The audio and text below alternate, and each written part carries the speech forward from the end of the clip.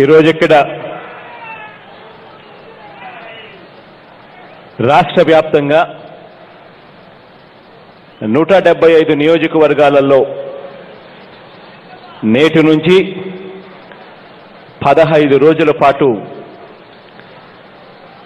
ఇళ్ల పండుగ జరగబోతుంది అని చెప్పి సగర్వంగా ఈరోజు మీ బిడ్డలా చెప్తా ఉన్నాను.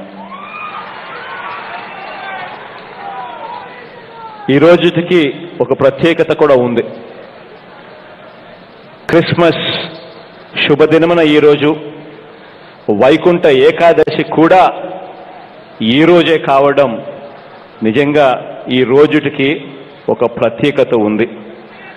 అలాంటి శుభముహూర్తాన అలాంటి శుభదినమున ఈరోజు అక్షరాల 30,75,000 ఇళ్ల స్థల పట్టాలు ఈరోజు పంపిణీ చేసే కార్యక్రమానికి శ్రీకారం చుడతా ఉన్నాము అనంటే ఇంతకన్నా దేవుడు నాకు ఇవ్వదగ్గ వరం ఏముంటుంది అని చెప్పి నేను దేవుణ్ణి అడుగుతా ఉన్నాను, ప్రార్థిస్తా ఉన్నాను. ఇంతమంది అక్క చెల్లెమ్మల ముఖంలో చిరునవ్వును చూడగలుగుతా ఉన్నాను. ఇంతకన్నా జన్మకు ఇంతకన్నా ఇంకా ఏమీ అవసరం లేదని చెప్పి కూడా గర్వంగా కూడా చెప్తా ఉన్నా. 30,75,000 ఇళ్ల స్థలాలు, 28,30,000 ఇళ్ల స్థలాలలో ఇల్లులు, మరో 2,62,000 టిడ్కోలో ఫ్లాట్స్, మొత్తం కలిపి 30,75,000 ఇళ్ల స్థలాలు, ఇళ్ల పట్టాల పంపిణీ, 28,30,000 ఇల్లులు ఆ ఇళ్ల స్థలాలలో కట్టడం. అక్షరాల ఈ 28,30,000 ఇల్లులు కట్టడానికి 50,940 కోట్ల రూపాయలు 2 దశల్లో వెచ్చించబోతా ఉన్నామని సగర్వంగా ఈ సందర్భంగా చెప్తా ఉన్నా.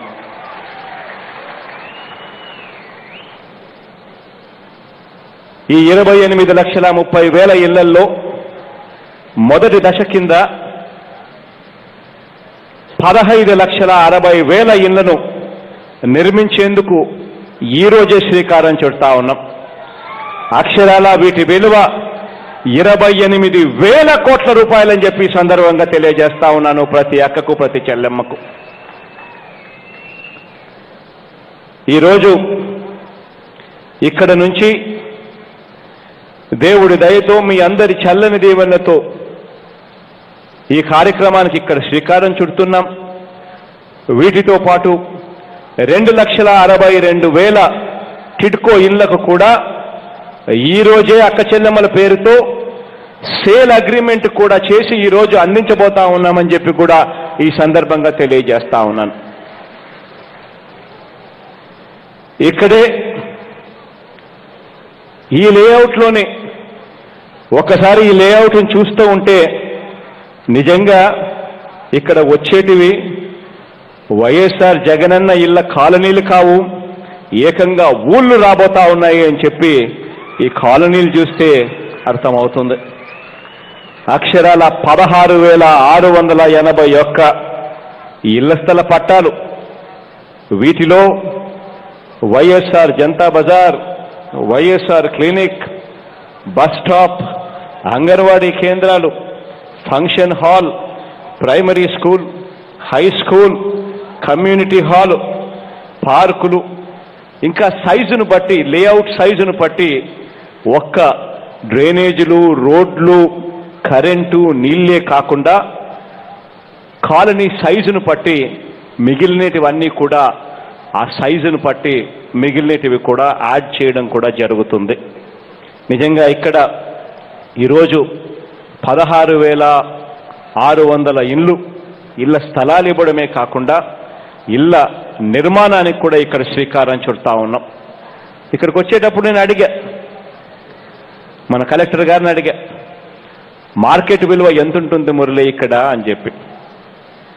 కలెక్టర్ గారి నోట్లో నుంచి, అన్నా సార్ ఈరోజు ఇచ్చే ప్లాటు అక్షరాల ప్రతి అక్క చెల్లెమ్మ చేతిలో కనీసం అంటే 4 లక్షల రూపాయలు ఉంటుంది అని చెప్పి చెప్తా ఉన్నారు.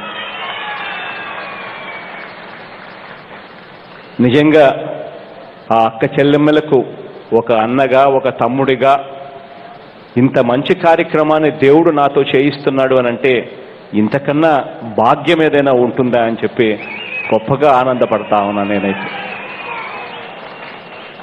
పక్కా ఇల్లు లేకపోవడం అంటే దాని అర్థం ఏమిటి అనే సంగతి బాగా తెలిసిన వాడిని. నా పాదయాత్ర సందర్భంగా ఆ 3648 కిలోమీటర్లు నడిచిన పాదయాత్ర సందర్భంగా ప్రతి అడుగులోనూ కూడా చూశా. ఇల్లు అనేది లేకపోతే ఎండ, వాన, చలి ఈ మూడింటిని కూడా భరించుకుంటూ శతాబ్దాలుగా కొన్ని సామాజిక వర్గాలు, కొన్ని పేద వర్గాలు ఏ పరిస్థితిలో బతుకుతున్నాయో, వారి జీవితాలు ఎలా ఉన్నాయో, అద్దె ఇండ్లలో ఉండడం, ఆ అద్దెలు కట్టుకోవడం కోసం అని చెప్పి ఏకంగా వాళ్ళు సంపాదించిన దాంట్లో కనీసం 35-40% డబ్బులు ఆ అద్దెల కోసమే పెట్టుకుంటూ చాలని జీతాలతో ఎలా బ్రతుకు బండిని ఈడుస్తున్నారో నా కల్లారా చూశా. ఇటువంటి పరిస్థితిని కూడా పూర్తిగా మార్చాలి అని చెప్పి గట్టి సంకల్పం చేశాం. స్వాతంత్రం వచ్చిన తర్వాత ఇన్ని సంవత్సరాల తర్వాత కూడా ఇదే పరిస్థితేనా అని చెప్పి ఎన్నెన్నో సందర్భాలలో బాధపడ్డా. దీనిని మార్చాలి అనే ఉద్దేశంతోనే ఏకంగా ఎన్నికల మేనిఫెస్టోలో ఎన్నికలకు వెళ్లే ముందు ఆ ప్రణాళిక చూపించా, ఎన్నికల ప్రణాళిక. దాంట్లో ఎన్నికల మేనిఫెస్టోలో చూపిస్తూ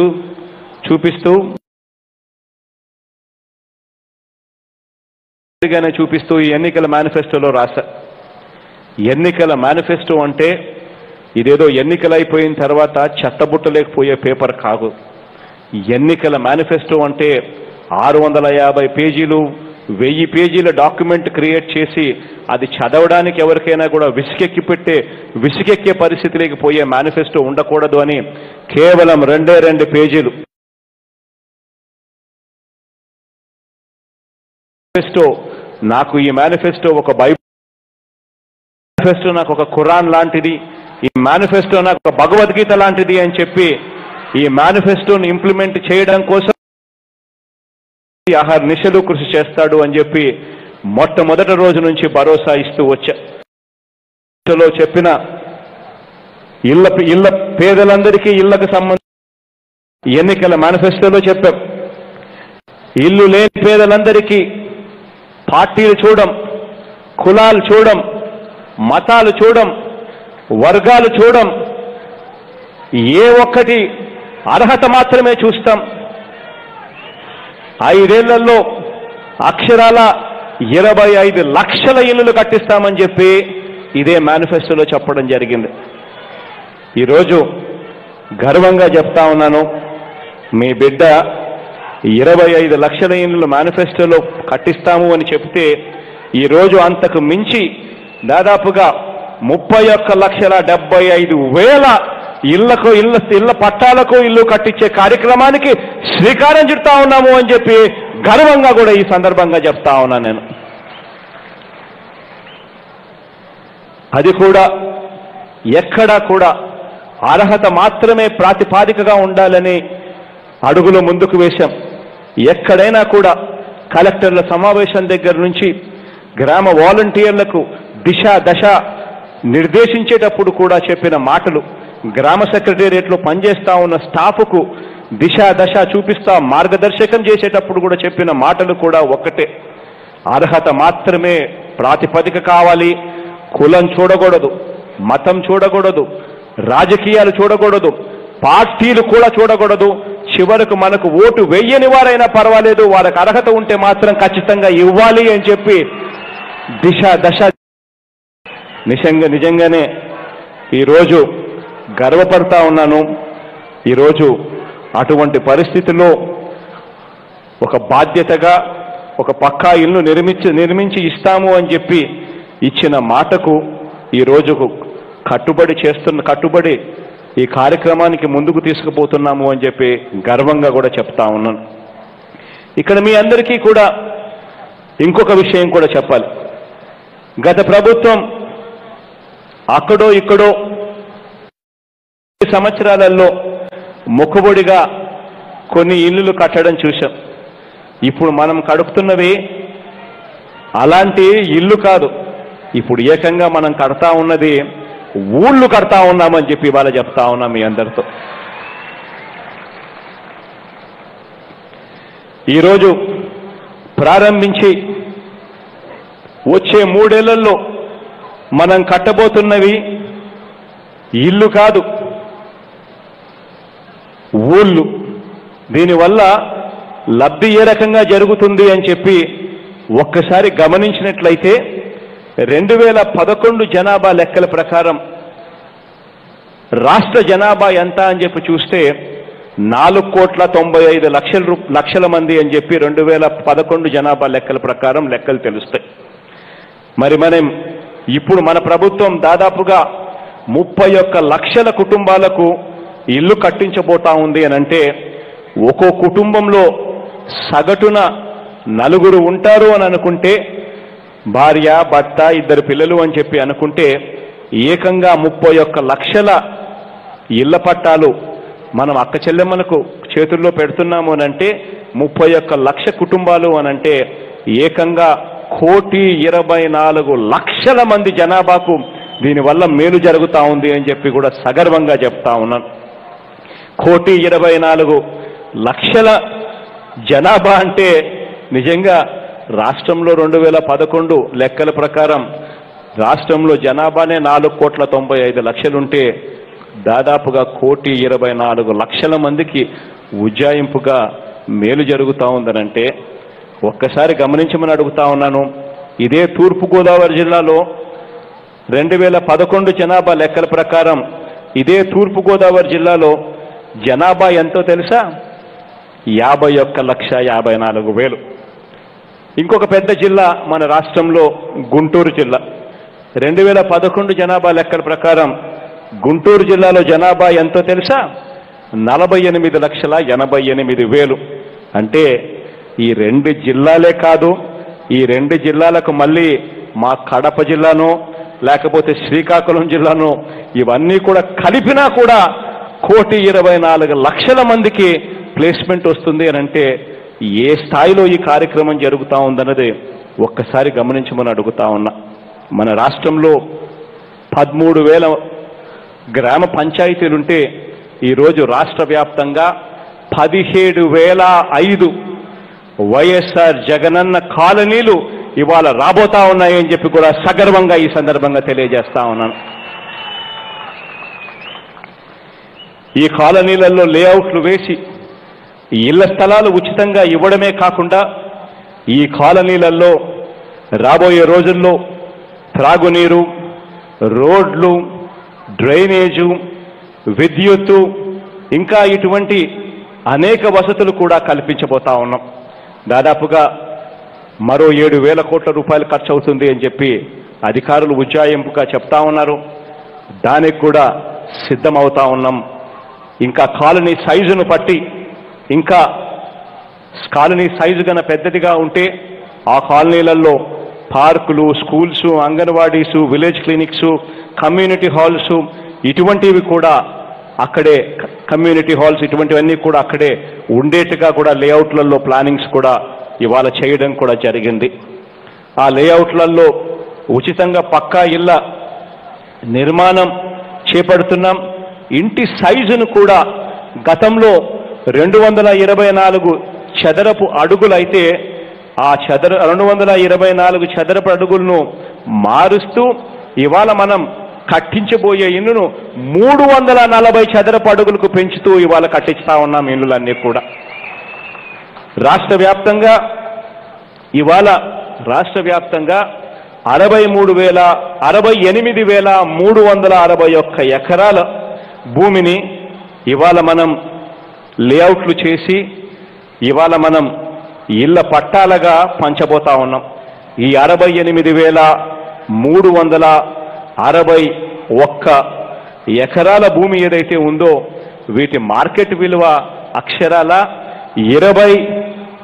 25,530 కోట్ల రూపాయల మార్కెట్ విలువ చేసే భూములను ఈరోజు ప్రతి అక్కకు ప్రతి చెల్లెమ్మకు ఈరోజు పంచబోతా ఉన్నాము. ఈ 31,75,000 అక్క చెల్లెమ్మల చేతుల్లో పెట్టబోతా ఉన్నాం. పట్టణ ప్రాంతాలలో అయితే 1 నుంచి 1.5 సెంటు దాకా ఎంత వీలైతే అంత ఇవ్వమని చెప్పడం జరిగింది. దానికి తగ్గట్టుగానే లేఅవుట్లు చేశారు. గ్రామీణ ప్రాంతాలలో అయితే ఖచ్చితంగా 1.5 సెంటు ఖచ్చితంగా ఉండాలి అని చెప్పి లేఅవుట్లు కూడా ఇవాళ ప్లాన్ చేయడం జరిగింది. ఆ పద్ధతిలోనే ఇవాళ ఇవ్వడం జరుగుతూ ఉంది. ఇవాళ మనం కట్టించబోయే ఈ ఇళ్లకు సంబంధించి ఉట్టి స్థలము ఇవ్వడమే కాదు, ఇంటిని కట్టించడానికి అన్ని రకాలుగా పూర్తిగా బాధ్యత కూడా తీసుకునే కార్యక్రమం కూడా చేస్తూ ఉన్నాం. ప్రతి లేఅవుట్లోనూ ఇదే లేఅవుట్లోనే మీ అందరికీ కూడా కనిపిస్తుంది ఒక మోడల్ ఇల్లు కూడా కట్టాం. ఆ మోడల్ ఇల్లును కట్టడం మీ అందరికీ కూడా కనిపించే కార్యక్రమం ఇదే లేఅవుట్లోనే ఉంది. ఇలా ప్రతి లేఅవుట్లో కూడా ఇలా మోడల్ ఇల్లును కట్టండి అని చెప్పడం జరిగింది. అదే మోడల్ ఇల్లును ₹1 కూడా పేదవాడికి ఖర్చు కాకుండా పూర్తిగా కట్టించే బాధ్యత మనది అని చెప్పి ఈ సందర్భంగా ప్రతి అక్కకు ప్రతి చెల్లెమ్మకు చెప్తా ఉన్నా. ఈ ఇంట్లో ఒక బెడ్రూమ్ ఉంటుంది, ఒక లివింగ్ రూమ్ ఉంటుంది, ఒక కిచెన్ ఉంటుంది, వరండా ఉంటుంది, ఒక టాయిలెట్ ఉంటుంది, పైన ఒక సింటెక్స్ ట్యాంక్ కూడా ఉంటుంది. ట్యాంక్తో పాటు 2 ఫ్యాన్లు ఉంటాయి, 2 ట్యూబ్ లైట్లు ఉంటాయి, 2 LED లైట్లు కూడా ఉంటాయి. ఇవన్నీ కూడా ఉంటాయి అని చెప్పి సగర్వంగా కూడా చెప్తూ, ఇవే కాకుండా అక్షరాల 13 లక్షల మొక్కలు కూడా ఈ లేఅవుట్లలో నాటించే కార్యక్రమానికి కూడా శ్రీకారం చుట్టాం. ఎందుకంటే ఆహ్లాదకరంగా ఉండాలి అన్న తాపత్రయంతో ఇంటి స్థలాలు దాదాపుగా 31 లక్షలు ఇవ్వడం, ఇందులో మొదటి దశ కింద 15,60,000 ఇంటి స్థలాలలో ఇంటి నిర్మాణం ఇవాళ మొదలవుతా ఉంది. రెండో దశ ఇళ్ల నిర్మాణం అంటే మిగిలిన 12,70,000 రేపు సంవత్సరం మొదలవుతుంది. వీటికి అదనంగా మరో 2,62,000 టిడ్కో ఇంటి ఫ్లాట్స్ కూడా ఇప్పటికే పనులు మొదలయ్యాయి. ఇవి ఈ సంవత్సరం కొన్ని, రేపు సంవత్సరం కొన్ని, ఆ తర్వాత సంవత్సరం మిగిలినవన్నీ కూడా పూర్తి చేసి అక్క చెల్లెమ్మల చేతుల్లో పెట్టడం జరుగుతుంది అని చెప్పి ఈ సందర్భంగా తెలియజేస్తా ఉన్నాను. ఇక్కడ స్థలంతో పాటు ఇల్లు మంజూరైన లబ్ధిదారులు ప్రభుత్వం ఇచ్చిన 3 ప్రత్యామ్నాయాలలో ఏదో ఒకటి ఎంచుకోవచ్చు. ఇప్పుడు ఈరోజు మీకు ఇంటి స్థలం ఇవ్వడమే కాదు, ఇల్లు కట్టించే కార్యక్రమంలో కూడా ప్రతి అక్క ప్రతి చెల్లెమ్మను చెయ్యి పట్టుకొని ఒక అన్నగా ఒక తమ్ముడిగా తీసుకొని పోయే కార్యక్రమం చేయబోతా ఉన్నాం. ప్రతి అక్కకు ప్రతి చెల్లెమ్మకు 3 ఆప్షన్స్ ఇస్తా ఉన్నాం. ఆ 3ంటిలో ఏ ఆప్షన్ మీరు కావాలనుకుంటే ఆ ఆప్షన్ పద్ధతి ప్రకారం మీకు ఇల్లు కట్టించడం జరుగుతుంది. ఒక ఆప్షన్ ఎలాంటిది అని అంటే 3 ఆప్షన్లు కూడా చెప్తాను. మొట్టమొదటి ఆప్షన్ ఎలాంటిది అంటే ప్రభుత్వం ఇచ్చిన నమూనా ఇల్లు ఏదైతే మీరు చూస్తారో ప్రభుత్వం ఇచ్చిన నమూనా ప్రకారం ఇల్లు నిర్మించుకోవటానికి అవసరమైన నాణ్యమైన నిర్మాణ సామగ్రిని మొత్తం ప్రభుత్వమే సరఫరా చేస్తుంది. లేబర్ ఛార్జీలు మీ చేతికిస్తుంది. మీరే దగ్గర ఉండి ఇల్లు కట్టుకోవాలంటే కట్టుకోవచ్చు. ఇది ఒక ఆప్షన్. రెండవ ఆప్షన్, ఇంటి నిర్మాణానికి అవసరమైన నిర్మాణ సామగ్రిని లబ్ధిదారుడు లేదు నాకు ప్రభుత్వంతో పని లేదు నేనే తెచ్చుకుంటాను అనంటే దానికి పర్వాలేదు, మీకే ఆప్షన్ ఇస్తాము, మీ చేతికే ఇస్తాము, మీరే తెచ్చుకోండి. ఇల్లు కట్టుకోవాలి అనంటే అది కూడా మీరే కట్టుకునే కార్యక్రమం కూడా మీరే ఆ కార్యక్రమం చేయొచ్చు. మీకు ఇంటికి మీకు ఇచ్చే డబ్బులు దశల వారీగా అంటే బేస్మెంట్ కింద, ఫ్లోర్ లెవెల్ కింద, రూఫ్ లెవెల్ కింద అని చెప్పి దశల వారీగా మీకు చేతికి డబ్బులు ఇస్తారు. అదైనా కానీ పర్వాలేదు, మీకు ఏది కావాలంటే దాదైనా సిద్ధం. ఇక మూడవ ఆప్షను లబ్ధిదారుడు నాకు ఈ తలకాయ నొప్పి వద్దబ్బా, ఈ బాధ్యత నాకు వద్దబ్బా, మీరే కట్టించి ఇచ్చేసేయండి అని చెప్పి అన్నారు అనుకో. దానికి కూడా ప్రభుత్వం సిద్ధంగానే ఉంది. ఆ ఆప్షన్ మీకు ఇస్తే మీకే దగ్గరుండి మీ కళ్ళ ముందరనే ఇంటికి సంబంధించిన నాణ్యమైన సామగ్రిని మొత్తం సరఫరా చేయడమే కాకుండా దగ్గర ఉండి మీ చెయ్యి పట్టుకొని మీకు పూర్తిగా అన్ని రకాలమైన అవసరమైన సహాయ సహకారాలన్నీ కూడా అందిస్తూ దగ్గర ఉండి ఇల్లు కూడా కట్టించిచ్చే కార్యక్రమం కూడా దగ్గరుండి ప్రభుత్వం చేస్తుంది. కాబట్టి మీరు ఏ ఆప్షన్ తీసుకున్నా కూడా పర్వాలేదు.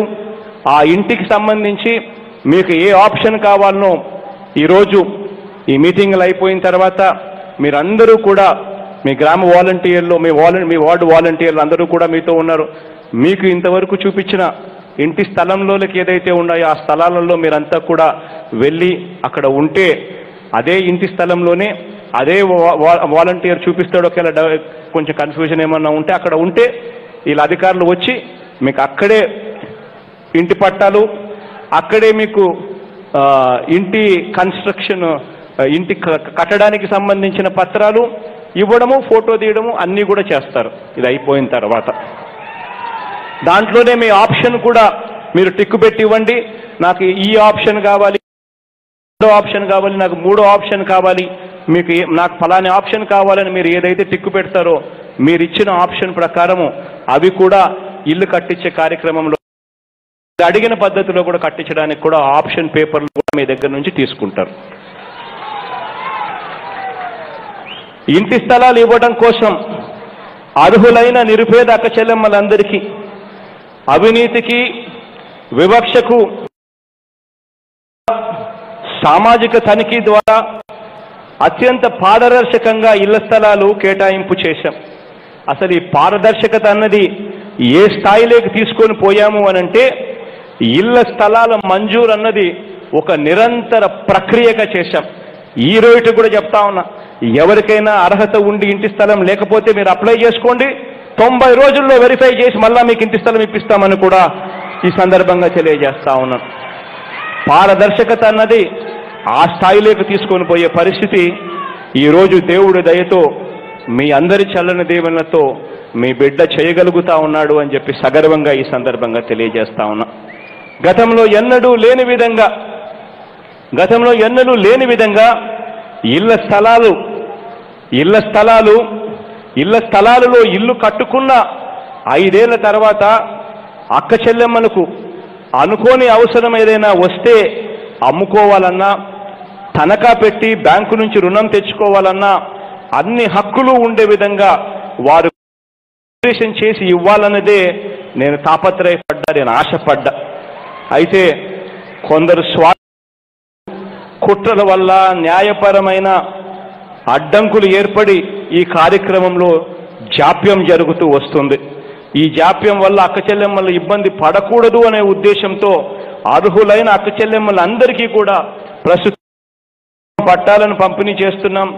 దేవుడు ఆశీస్సులు, ప్రజల చల్లని దీవెనలతో న్యాయపైన అడ్డంకులు తొలగిన వెంటనే ఈ డీఫామ్ పట్టాల స్థానంతో సర్వ హక్కులతో అక్క చెల్లెమ్మల పేరును రిజిస్ట్రేషన్ చేసి కూడా చేస్తాము అని చెప్పి కూడా ఈ సందర్భంగా తెలియజేస్తా ఉన్నా. ఏకంగా దీనికోసం ప్రభుత్వం సుప్రీంకోర్టులో కూడా కొట్లాడుతూ ఉంది అన్న సంగతి కూడా మీ అందరికీ. ఈ కార్యక్రమాన్ని మొదట ఉగాది నాడు ప్రారంభించాలనుకున్నాం. ఆ తర్వాత శ్రీరామనవమికి పోస్ట్పోన్ చేయబడ్డాం. న్యాయపరమైన చిక్కులు, ఇబ్బందులు, రకరకాలుగా కుట్రలు పన్నుతూ గత ప్రభుత్వ పెద్దలు ఏ రకంగా రాజకీయాలు చేశారో మీ అందరికీ కూడా తెలిసినదే.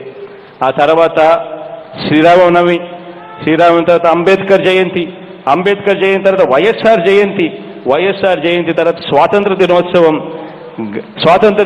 తర్వాత గాంధీ గారి జయంతి, ఇలా వాయిదాలు వేయాల్సి వచ్చింది. కారణం దుర్బుద్ధులతో కేసులు వేశారు కాబట్టి. ఈ అనేక కేసుల్లో స్టేలు కూడా తెచ్చారు. పేదలకు న్యాయం చేస్తుంటే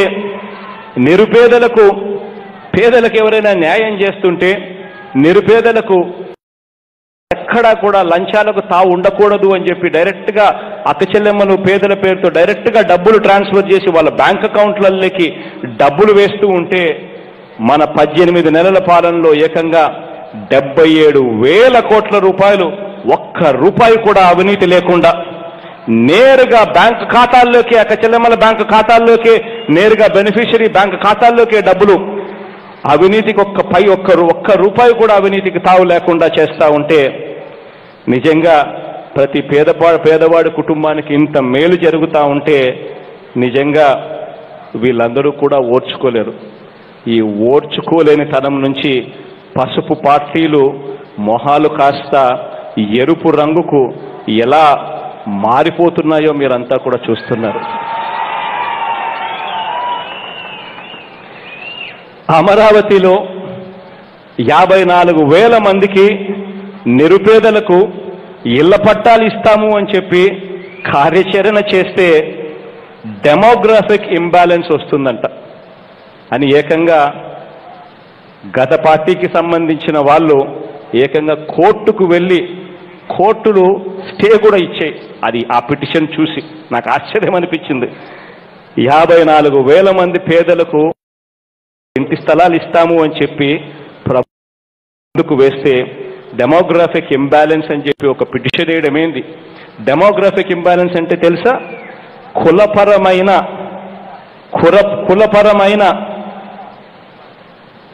అసమతుల్యం,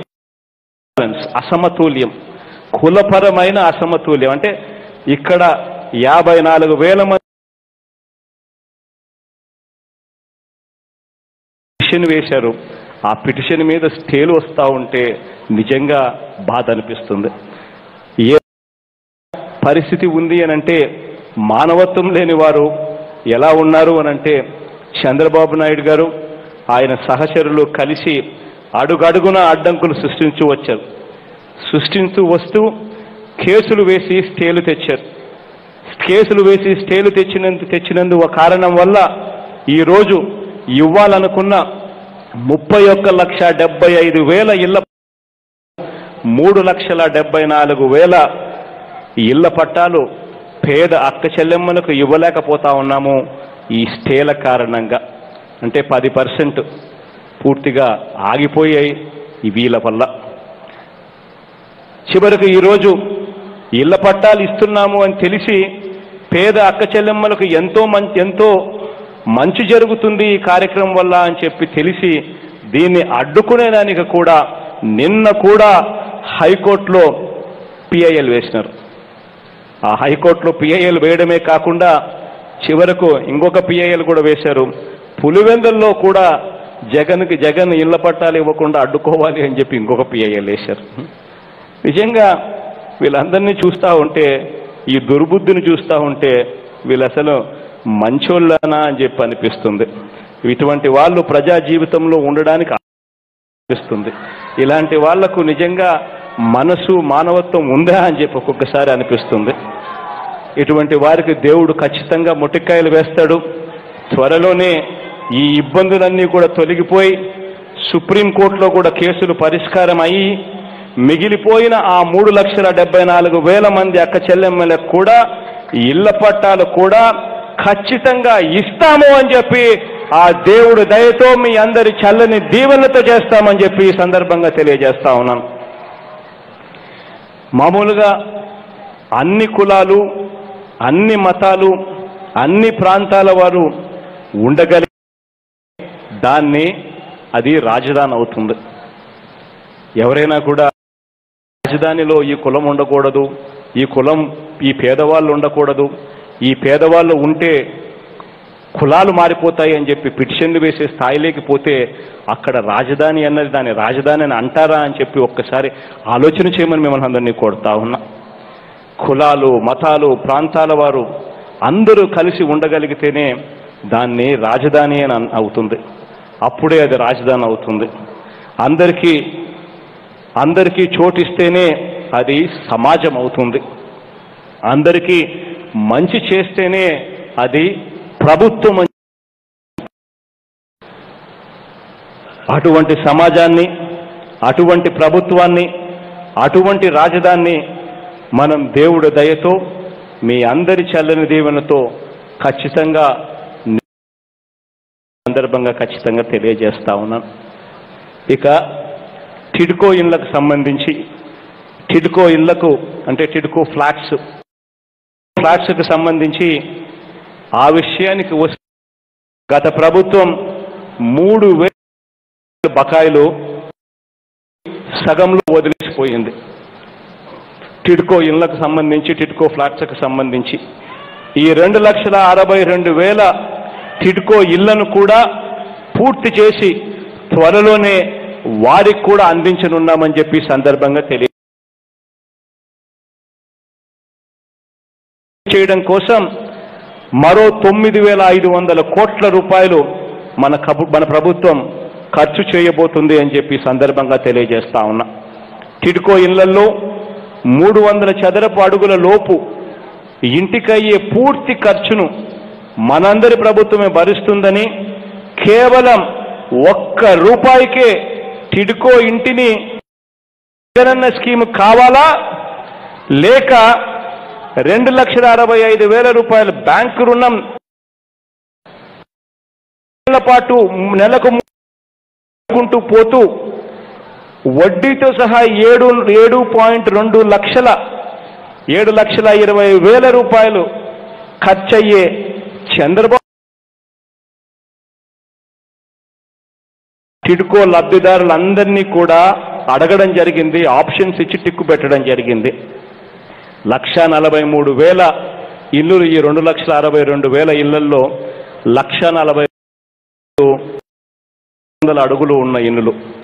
ఈ మీకు జగనన్న స్కీమ్ కావాలన్నా చంద్రబాబు గారి స్కీమ్ కావాలా అని అడిగితే 1,43,000లో ఎంతమంది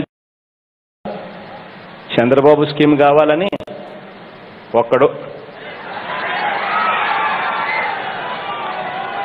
ఒక్కరు మాత్రమే చంద్రబాబు స్కీమ్ కావాలన్నారు. అయినా కూడా పర్వాలేదు, ఆయన కోరిక మేరకు ఆయన స్కీమే ఇస్తాం, మిగిలిన వాళ్ళందరికీ జగనన్న స్కీమ్ ఇస్తాము అని చెప్పి కూడా ఈ సందర్భంగా తెలియజేస్తా ఉన్నా. వాళ్ళు అడిగే 300 చదరపు అడుగుల ఈ ఫ్లాట్స్ లబ్ధిదారులకు ₹1 ఇస్తున్నాము. 305 చదరపు అడుగుల 430 లబ్ధిదారులకు కూడా వారు కట్టవలసిన ముందస్తు వాటా సొమ్ములో కూడా 50% మనందరి ప్రభుత్వమే భరిస్తుందని చెప్పి వాళ్ళందరికీ కూడా తోడుగా నిలబడే కార్యక్రమం కూడా చేశాం. దీనికి అయ్యే ఖర్చు అక్షరాల ₹1 టిడ్కో ఇండ్లు పేదవాడికి ఇవ్వడానికి అక్షరాల 3,805 కోట్ల రూపాయల ప్రభుత్వమే భరించడానికి ముందుకొచ్చింది. ఈ 365 అడుగులు 430 చదరపు అడుగులకు సంబంధించి ముందస్తు వాటా సొమ్ములో వాళ్ళు కట్టవలసిన ముందస్తు వాటా సొమ్ములో 50% మన ప్రభుత్వమే భరిస్తా ఉంది. కాబట్టి దానికి ప్రభుత్వం మీద పడే భారం మరో 482 కోట్ల రూపాయలు. దీనికి సంబంధించి రెండు కలిపితే టిడ్కో ఇళ్లకు సంబంధించి ప్రభుత్వానికి పడే అదనపు భారం మరో 487 కోట్ల రూపాయలు అయితే ఈ భారాన్ని కూడా చిరునవ్వుతో భరిస్తున్నాడు అని చెప్పి అవునాను.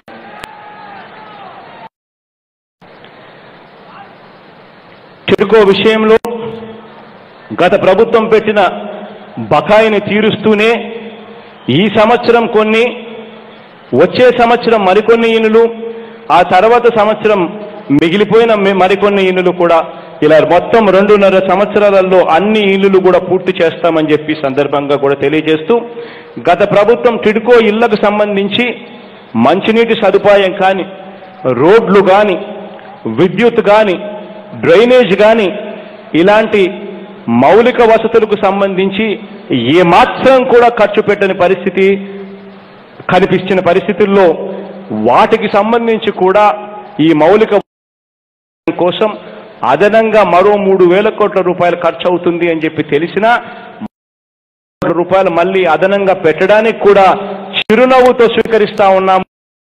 సంబంధించిన కూడా టెండర్లు పనులు కూడా ఈ సందర్భంగా తెలియజేస్తా ఉన్నాను. ఇళ్ళ నిర్మాణం అంటే ముగ్గు పోసి పునాదులు తవ్వటంతో మొదలు పెడితే ఒక ఇల్లు ఈ స్థాయిలో 15,60,000 ఇల్లులు కట్టడం, 31,75,000 ఇళ్ల పట్టాలు ఇవ్వడం, చివరికి 31,75,000 ఇల్లులు కట్టేదానికి కార్యాచరణ చేయడము అని అంటే నిజంగా రాష్ట్రానికి ఎంత మేలు జరుగుతుంది ఈ కార్యక్రమం వల్ల అని చెప్పి ఒక్కసారి ఆలోచనలు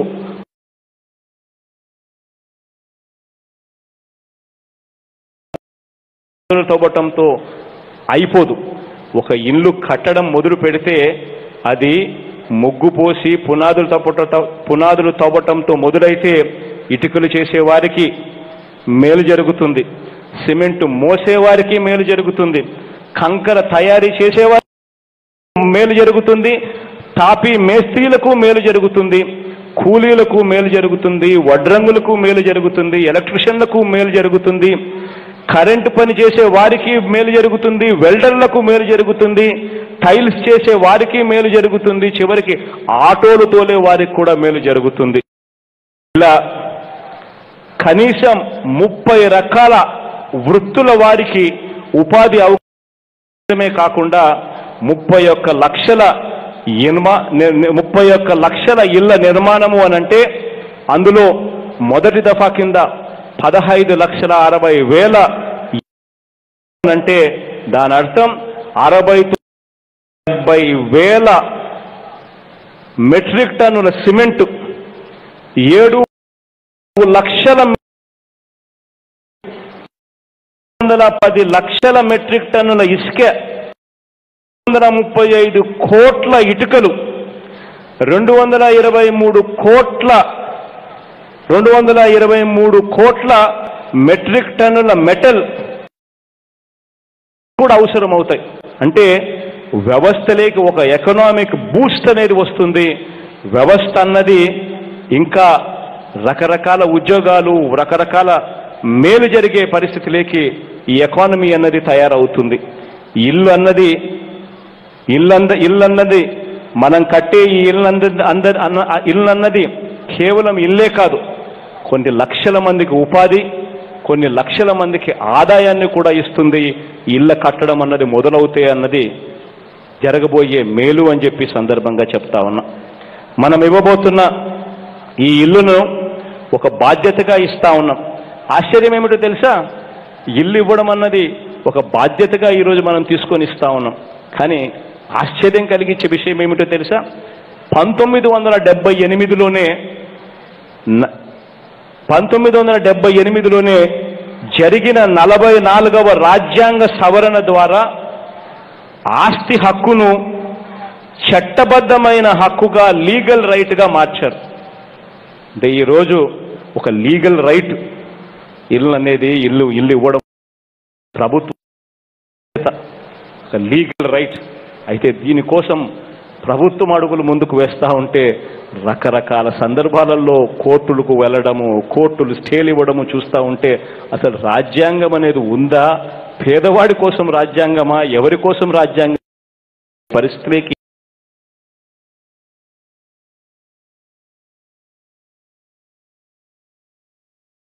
చేసిన 44వ రాజ్యాంగ సవరణ ద్వారా రాజ్యాంగమే చెప్తుంది ఆస్తి హక్కు అని. ఆస్తి హక్కును చట్టబద్ధమైన హక్కుగా మార్చారు, ఒక లీగల్ రైట్గా మార్చిన పరిస్థితి అని చెప్పి. తరతరాలుగా అణిచివేత వల్ల మగ్గిపోయిన